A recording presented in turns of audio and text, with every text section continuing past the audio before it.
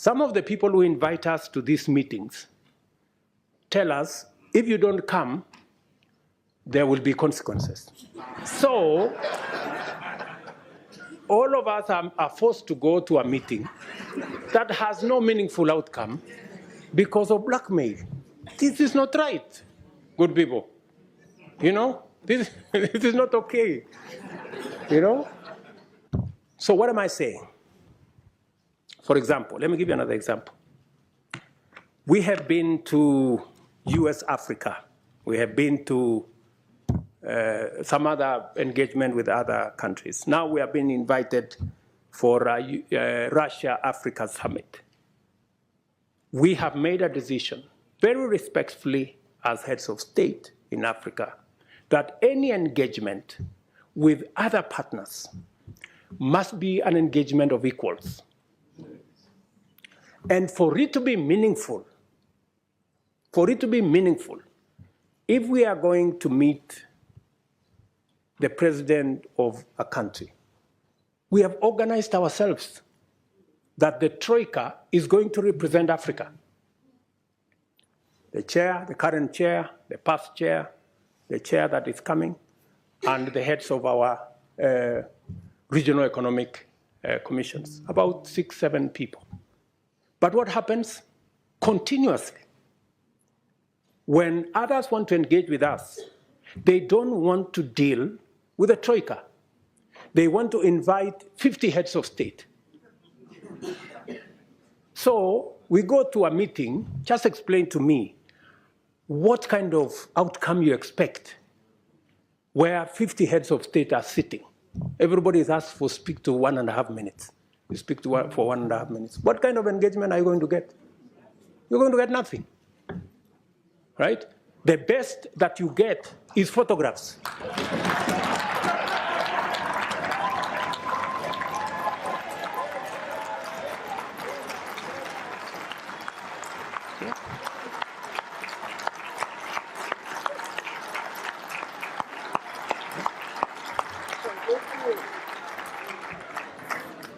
That's it.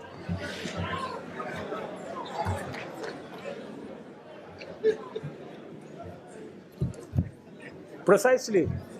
You get these photographs, they normally line us up somewhere, you know, crowd of 50 heads of state, you know, and that's all we come home with, you know, because there isn't time to engage any serious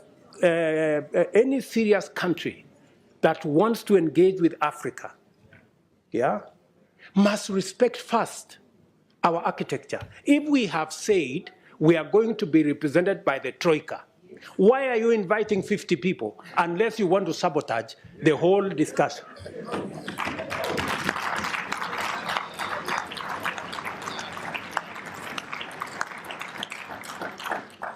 And if you can't respect our own rules, it is a sign of lack of goodwill. I mean, you must, so that when we engage, you know, if we have a smaller group of 5 people, then you can have a meaningful conversation. And we can have a meeting of equals. But here you are, you represent 200-300 million people. You have a guy here who represents 10 people. You have another guy who represents 10 million people. Then that conversation becomes, and some of the time, you know, the most unfortunate thing is that some of the people who invite us to these meetings tell us, if you don't come, there will be consequences. So all of us are forced to go to a meeting that has no meaningful outcome because of blackmail. This is not right, good people. You know, this is not okay, you know? So I have written to my brother who was here the other day that this time round, any other invitation, it must respect the rules of our continent. We have said any meaningful engagement, anybody who wants us to take them seriously, they must first respect our architecture.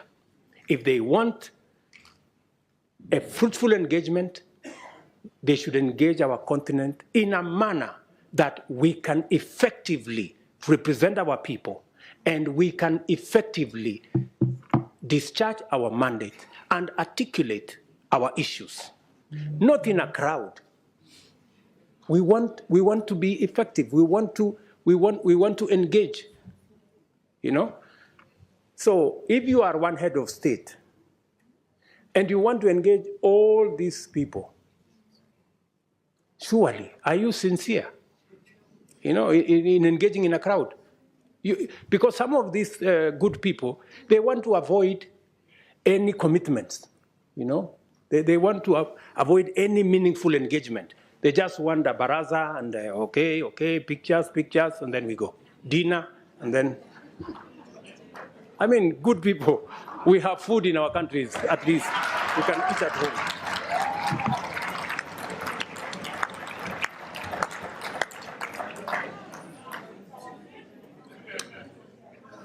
The Africa Union reform agenda must therefore become a priority this session.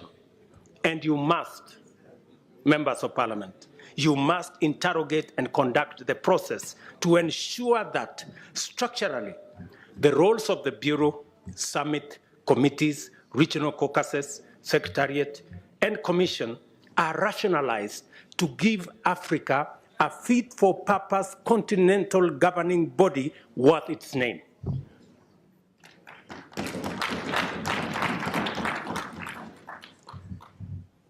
To do so, this Honorable Assembly must urgently review the funding arrangements to ensure that Africa Union budgets are financed primarily by members and secondarily by external partners. In turn, this will require a mechanism where Africa Union member states are up to date with their contributions with regard to all our commitments. As matters stand, our most core mandates depend on the goodwill of development partners. Just imagine, including critical peace and security matters, that our own peace and security fund is funded by development partners more than is funded by us as heads of state and countries. Good people, this needs to change. Africa solutions must look like solutions. And in principle, they ought to emanate from us. How do we say we are providing African solutions if it is funded by development partners? It's a fallacy. It means we have no capacity to provide Africa solutions if it is being funded by others. A case in point, we have a situation in Sudan. The generals in Sudan are bombing everything. They are bombing roads, they are bombing bridges, they are bombing hospitals, they are destroying airports, using military hardware bought by African money. Just imagine. We need to tell those generals to stop the nonsense. Yeah.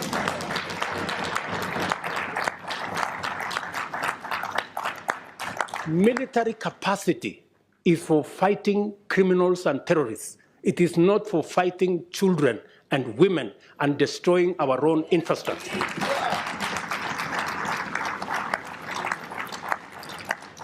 But as it is, we have no capacity to stop this nonsense in our own continent because our own peace and security fund is funded by others. We have a problem. But I'm telling you, we are going to correct this problem. It is us to do it.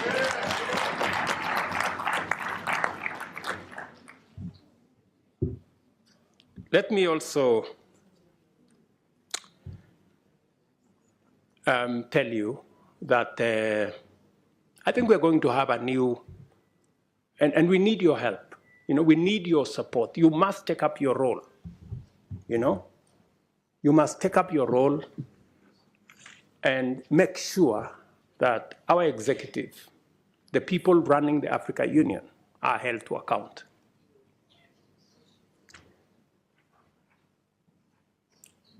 With this vision in mind, I sought and was privileged to receive the approval of the African Heads of State and Government Summit to have the honor of hosting the Africa Climate Summit in Nairobi this year in September. This will be a major gathering of African and global leaders to deliberate and consolidate a clear African position and clear African voice as we project our agenda in the global stock-take engagements and the build-up to COP28. The summit also provides an opportunity to highlight and forge consensus on the modalities of unlocking Africa's vast potential to positively impact the climate agenda and rally the world to tap into the numerous opportunities that Africa presents towards global net zero. This will not be another morning summit where we are mourning about our situation. We are going to boldly tell the world we will contribute positively to a solution, and we have what it takes. I invite you all to Nairobi to join us at that summit and to take part in that broader journey and vision for Africa to hold meaningful discussions with global partners. I have told you, Africa heads of state and governments have resolved that partnership summits by external parties shall be reviewed with a view to providing an effective framework for African Union partnerships. And we are going to work together in that manner. Another proposition I want to make to you is the United Nations. This is an important forum for transacting global affairs in diplomacy, peace, security, and trade, among others. But Africa, a continent of 1.2 billion people and a GDP of close to $2 trillion, finds itself disadvantaged by the current configuration of the UN Security Council, a configuration that was established 80 years ago, before the Second World War. But the world has since changed tremendously, we all know. Countries that had not become self-determining have since attained independence and are making a huge contribution to their people, continents, and the world. It is therefore time to reform the UN Security Council and change it from an exclusive club of 5 permanent members to a more representative global council that works for the interests of the whole world.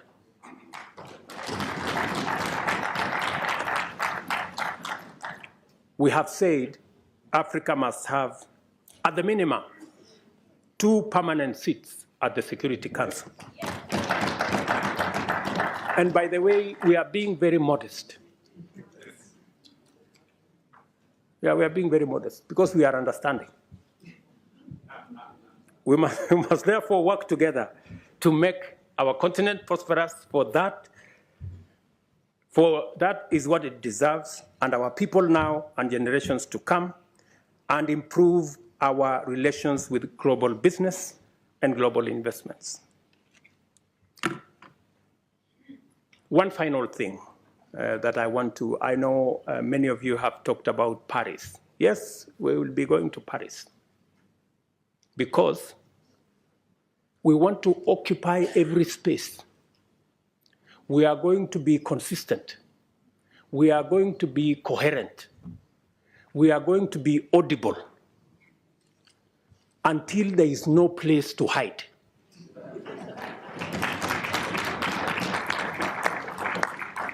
Yeah? Until the conferences are stopped. Otherwise, we will make them noisy, we will make them messy, and there will be consequences.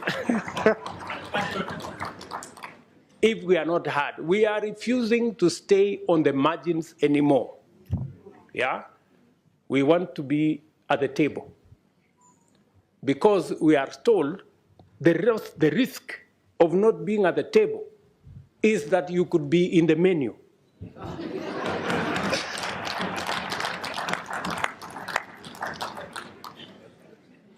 Do you understand? So we are going to occupy every space. And we have been gentlemen for far too long. We are now going to appropriate our place because we have a contribution to make. Ladies and gentlemen, thank you very much for listening to me. I don't take it for granted. And God bless you.